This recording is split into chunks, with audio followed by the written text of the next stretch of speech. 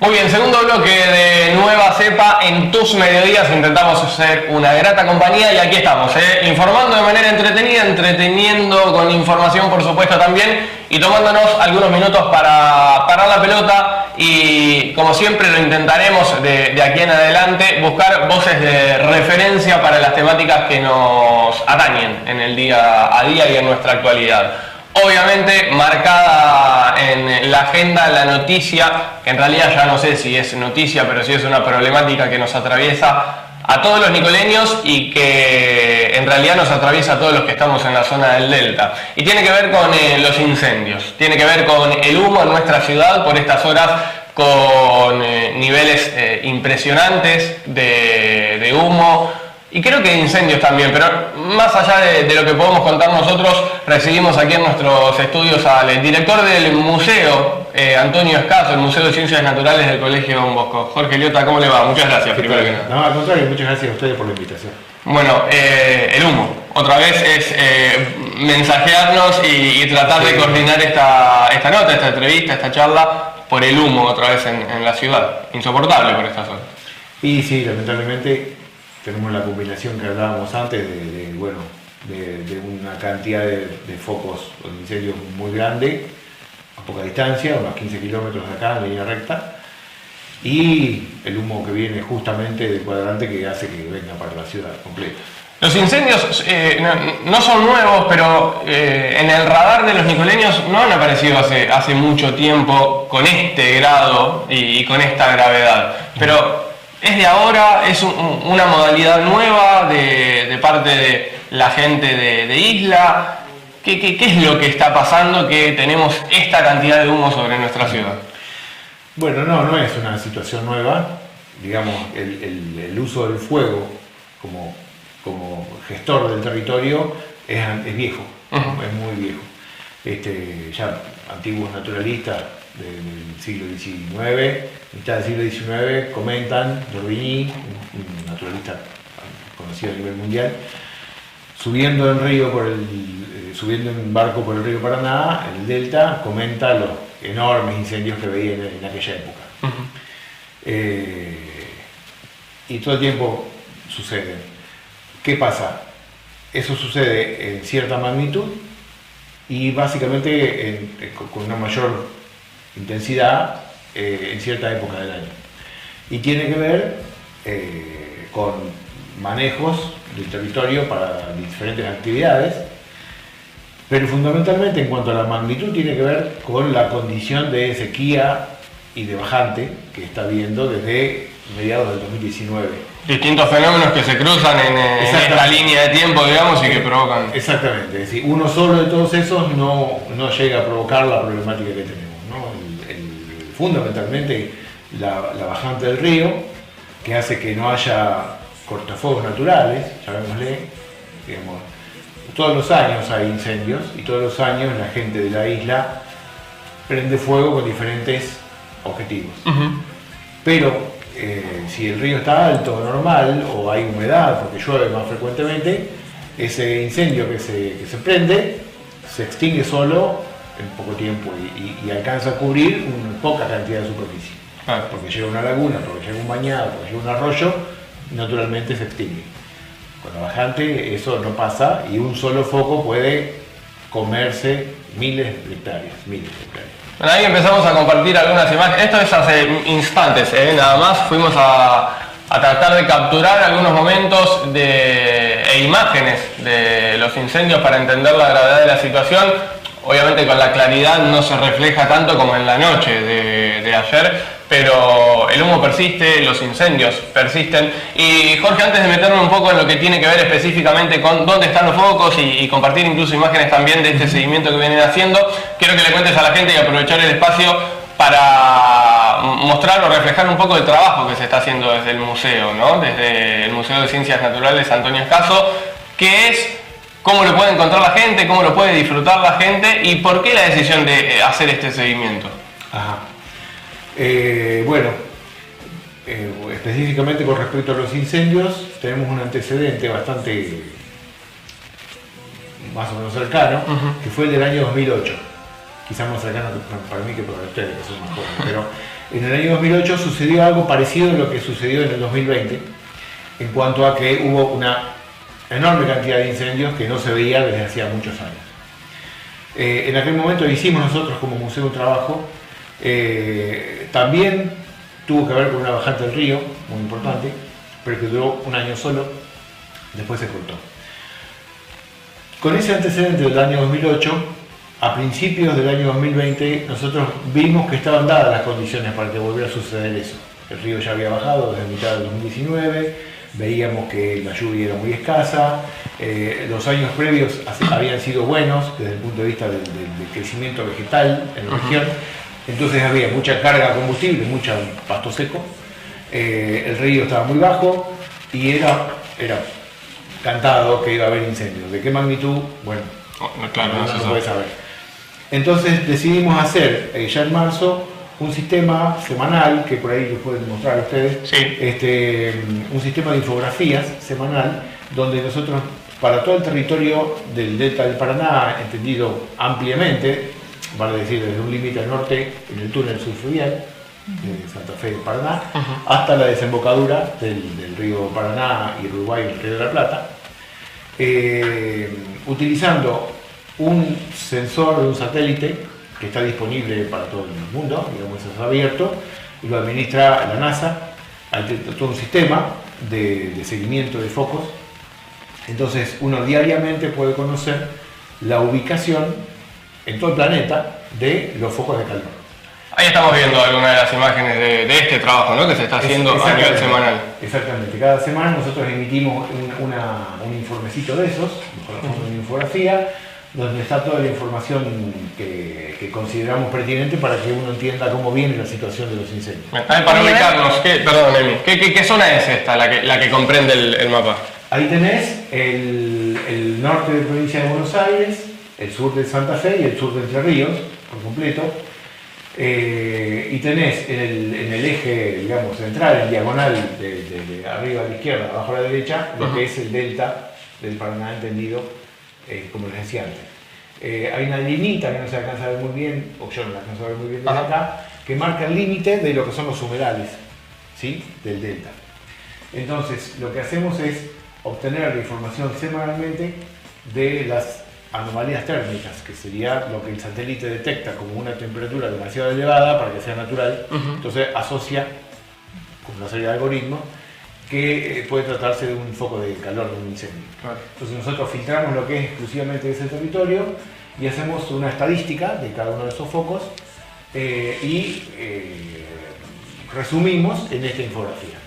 Entonces lo que hacemos es comentar cómo viene la situación desde el principio de cada año hasta el momento que corresponda, una descripción de los sitios donde más focos están sucediendo en esa semana, una explicación de cómo se afectan las áreas protegidas que hay en el territorio, ¿sí?, porque son zonas especiales, digamos. Y a la derecha lo que se ven son 4 grafiquitos. Uno es la magnitud de los incendios en este año comparado con los años previos. La serie de datos de este satélite que nosotros usamos arranca en 2012. El segundo es la serie de incendios que hay mensualmente contrastado con el promedio de todos los años anteriores, que es el segundo gráfico. El tercero es la evolución semanal. Y el cuarto es, en esta misma semana, día por día, cómo fueron los focos. Y agregamos de hace un tiempo la indicación de qué días estuvo nublado. Porque claro, el satélite es fantástico porque tiene información cada 12 horas de todo el planeta, pero si está nublado, no lo puede ver a los focos el satélite. Entonces perdemos esa información. Entonces las estimaciones de la cantidad de área quemada está reducida porque no podemos ver lo que pasa los días nublados. Más allá de eso, en ese grafiquito que está en el centro de la pantalla, un poquitito hacia la izquierda ahora. Este es del 13 al 19 de junio del 2022. Claro, bueno, el último te marca qué superficie del delta en porcentaje se quemó en función de esta información visible desde el principio de año hasta ahora. Excelente. Estamos en un 3 y pico % del territorio total. Es un montón. Es bastante, sí. Y bueno, quizá no está acá, pero podemos ver la última, por ahí, no sé. La de las últimas 24 horas, sí, ahora la vamos a compartir también porque es llamativo, ¿no? La información que dispone, digamos, del museo y para realizar estas infografías, tranquilamente podría disponer la misma información el Ministerio de Ambiente o cualquier ministerio o secretaría.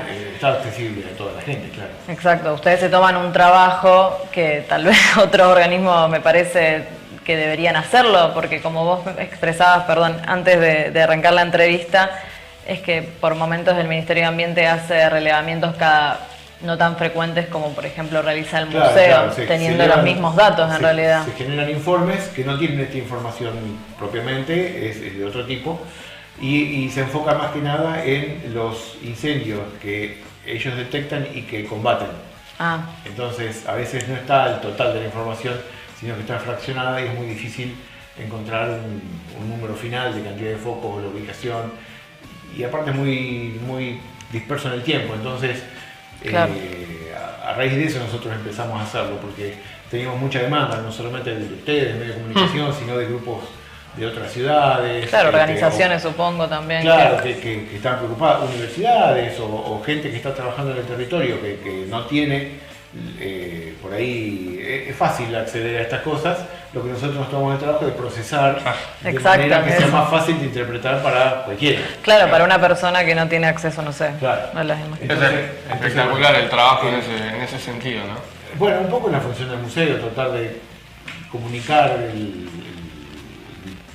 diversos aspectos de la naturaleza de nuestra región. Cuando hay problemáticas, bueno, las problemáticas. Yo no sé si esto corresponde estrictamente al museo, pero vos decías que a veces se generan las condiciones para que se produzcan estos focos y las mismas condiciones naturales hacían que el fuego se extendiera más rápido, por ejemplo, la bajante del agua. En ese caso, ¿qué acciones acciones humanas, digamos, se deberían prever para que esto no suceda? La pregunta es crítica, porque como en tantas cosas estamos acostumbrados a actuar a posteriori. Claro, no la prevención, sino entonces, el primer año, 2020, hubo una tarea recién embrionaria sobre el control de los focos. Después fue mejorando. Este año, ustedes se acuerdan que hace unas semanas atrás venía un helicóptero. Sí. Bueno, ese helicóptero era del Plan Provincial del Manejo del Fuego de Entre Ríos, que estaba trabajando con base en San Nicolás, tratando de apagar esos focos que estaban en el territorio entrerriano. A posteriori, recibimos un montonazo de plata en hacer eso y el fuego ya empezó. Claro. Y a lo sumo uno pretende que no se prenda tanto. No digo que no hay que hacerlo, obviamente hay que hacerlo porque no solamente es la cuestión ambiental, que ya de por sí es importante, sino la cuestión de la salud de las personas, de los bienes de las personas, porque se han quemado viviendas, cajones de abejas en cantidad, animales muertos, animales domésticos, digo, no solamente silvestres. Entonces hay que hacerlo. Pero cuanto menos recursos requiere hacer un trabajo de concientización previo. Lo recuerdo el año pasado. No se alcanza a hacer. Recuerdo el año pasado hablarlo con brigadistas, con bomberos, por supuesto también, y con algunos de los encargados de los distintos operativos que se desarrollaron, no solamente aquí en San Nicolás. Recuerdo uno en el Aeroclub que fue muy importante, en un momento candente realmente de esta situación, sino también con lo que pasó en Córdoba, lo que pasó en Carlos Paz. Corrientes.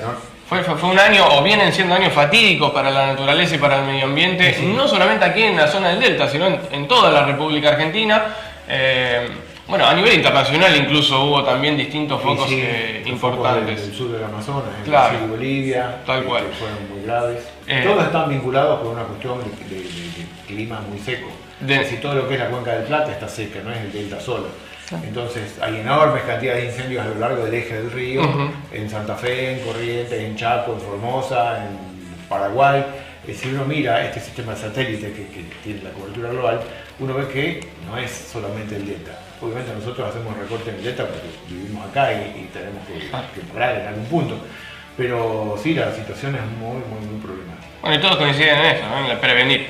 En que hay necesidad de que el ministerio, de que quienes tienen la posibilidad de tomar decisiones y cuentan con los recursos necesarios y pertinentes, vean el antes y no ir a la cura, sino tratar de prevenirlo, ¿no? Porque no hay cura. digamos, sí uno puede frenar un poco el incendio, pero una vez que ya pasó, que ya se prendió, está listo, digamos, la macana está hecha.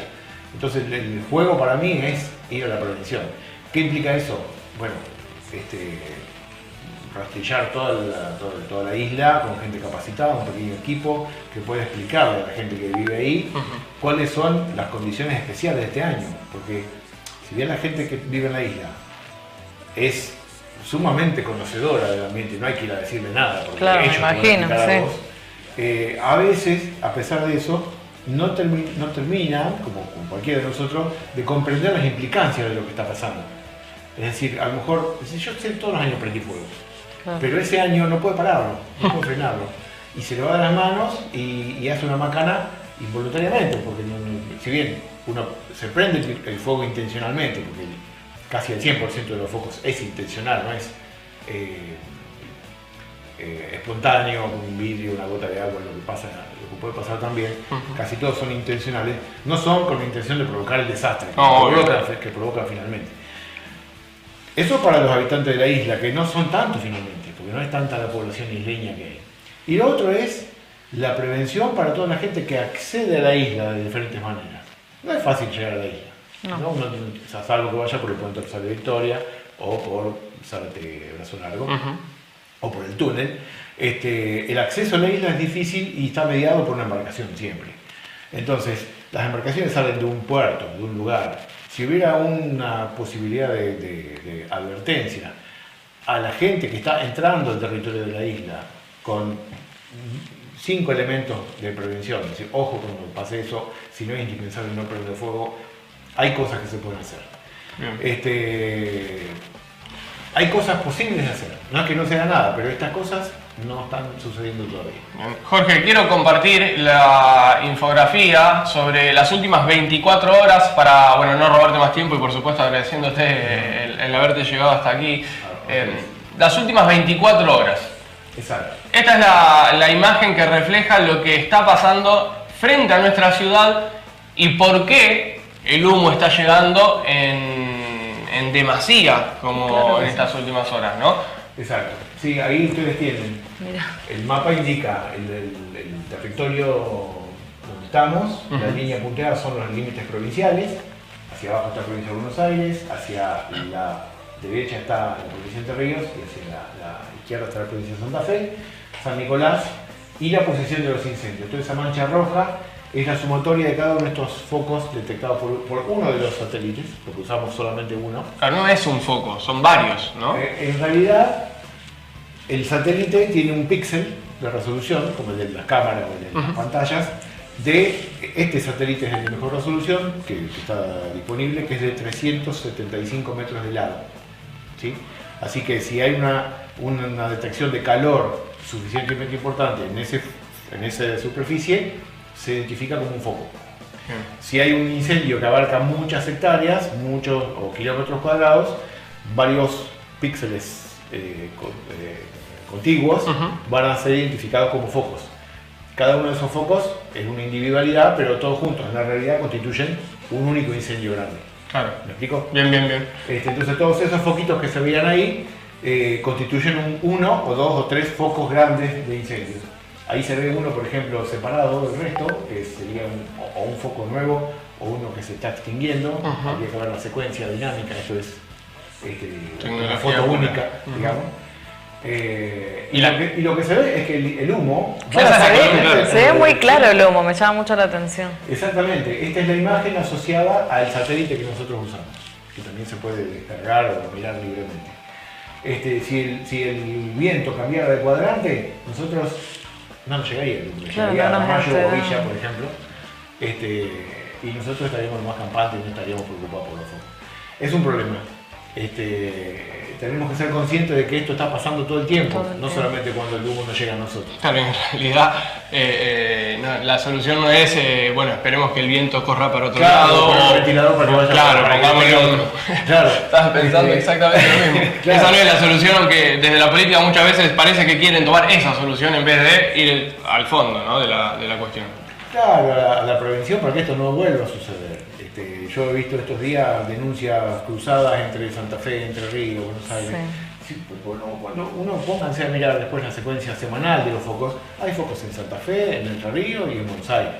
Y les digo más, este año ha habido más focos en Entre Ríos y Buenos Aires al sur, San Pedro, Gradero, toda esa Vuelta del Ligado, toda esa región, que en el norte, mucho más en el sur, tanto en Buenos Aires como en Entre Ríos. Y en honor de la verdad, el 81% del delta corresponde a la provincia de Entre Ríos. Obviamente lo más probable es que pasen en Entre Ríos los focos, claro, ¿no?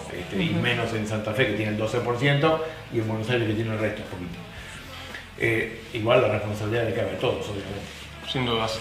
Lo último, Jorge. Esto que vemos frente a nuestra ciudad, ¿qué consecuencias tiene para el medio ambiente? Porque acá también tenemos que hacer hincapié, ¿no? En lo que está pasando con nuestro ecosistema, en lo que está pasando con el futuro de nuestra región.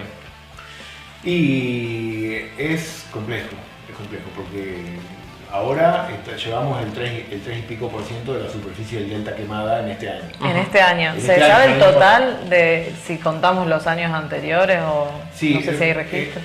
Sí, hay registros, por lo menos nosotros llevamos del 2020. 2020 hubo casi un 20% del delta quemado. En 2021 hubo menos, hubo una cuarta parte, y este año, que llevamos medio año, 3%. Un 3%. De todas maneras, no es muy racional o muy correcto acumular, porque se va cicatrizando el territorio, se va repoblando y, digamos, no sería correcto sumar todo. Ok, perfecto. Sí, en un cierto tiempo, ¿no? Pero bueno, el tema es que hace falta mucho trabajo. Esto, lo que logramos nosotros es detectar los focos, pero hay una diferencia muy grande, o puede haber una diferencia muy grande de intensidad en el fuego. Es decir, el fuego en los pastizales naturalmente corre rápido y no alcanza enormes temperaturas como un incendio forestal. ¿Por qué? Porque hay menos materia combustible. No es lo mismo que se quemen troncos de árboles que se queme pasto, y eso hace que el fuego corra más rápido, no alcance tanta temperatura, y eso implica un impacto menor que si fuera un incendio muy grande. Es una cuestión de potencia del fuego, de energía. Sin embargo, en el caso de los pastizales también puede haber incendios muy graves cuando se consume la matriz orgánica del suelo, ¿sí? Porque el suelo de la isla, el que ha andado por ahí se da cuenta que hay mucho palito, detritus, no es tierra como la del campo, es otra cosa. Está compuesto por vegetación que se ha podrido, que se ha descompuesto, que se ha quemado en los años anteriores, quemado quiere decir por la helada, que se ha secado. Todo eso constituye parte de ese suelo del delta, que no es técnicamente un suelo, pero que es el sustrato. Y si eso se quema todo, se puede quemar la estructura del suelo completa, y eso implica la muerte no solamente de los organismos que viven en ese suelo, del banco de semillas que hay, y cambia hasta mínimamente, pero cambia los niveles topográficos, porque se hacen hondonadas que antes no estaban. Se favorece el ingreso de especies exóticas, invasoras, que antes no estaban porque estaban sostenidas por la matriz del ecosistema original. Entonces, hay posibilidades de modificaciones a largo plazo que no son muy conocidas, y que se estudian poco, la verdad. ¿Qué impacto? Hay pocos estudios. Y hay cosas tan locas como que ustedes saben que de los peces del río, el que es más abundante, el que más se pesca, inclusive se exporta, es el sábalo.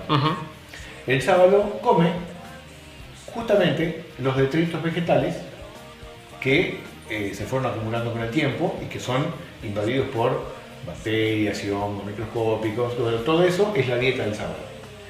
Entonces ustedes me dirán, ¿qué tiene que ver? Bueno, si esos miles y miles de toneladas de sedimento no se transforman en detritus que se mojan y dan lugar a toda esa flora bacteriana, sino que se transforman en ceniza y se van, es un recurso alimentario para una especie que es explotada, que ya no está. Entonces, hasta hay un impacto indirecto a mediano plazo sobre la capacidad del sistema de producir pescado, que finalmente se transforma en comida. Claro, recursos, incluso económica Exacto. la Y que cumple su consecuencia. función dentro del Tiene ecosistema. una función, claro, para no caer en la cuestión funcionalista de que el ecosistema nos tiene que servir a nosotros. Claro. Pero aún en ese sentido hay impactos que son hoy por hoy desconocidos porque no conocemos la magnitud. Jorge, de verdad muchísimas gracias por estos minutos, por esta charla y por esta casi clase, ¿no? Sí, la verdad que aprendí un montón. No, es lindo, bueno, un poco de la función del museo es transmitir. Pedagógica también, claro, sí. también eso, y aparte, lamentablemente nos encontramos con una condición negativa, pero realmente el espíritu, si se quiere, del Museo de Ciencias Naturales es juntarnos lo maravilloso y lo lindo que tenemos en la región desde el punto de vista ambiental, no lo feo, lo malo, la contaminación. Tal cual. Lamentablemente uno entra por ahí porque suceden esas cosas, pero el objetivo primario es mostrar las cosas interesantes y lindas, así que en otro momento hablamos de las cosas. Por supuesto. Dale. Haremos el espacio en Clip TV y en esta nueva cepa para poder hacerlo. Muchas gracias por la invitación. No, muchas gracias. Jorge Liotá, director del Museo Escaso aquí en nuestra ciudad y contándonos y tratando de clarificar un poco acerca de la situación que nos toca hoy atravesar, de la problemática que tiene que ver con los incendios frente a las costas de San Nicolás, el humo que nos invadió. Y no solamente eso, no solamente estamos hablando del ecosistema, sino también estamos hablando de vidas, porque en el día de hoy hubo un accidente en una mezcla de factores que tienen que ver con el humo y con la niebla, y en los incendios hoy se llevaron 2 vidas, en un accidente a la altura de Teóbal, en el carril Rosario-Buenos Aires, así que es mucho más grave a veces de lo que nos quieren mostrar. Música en Nueva Cepa y seguimos con más, dale.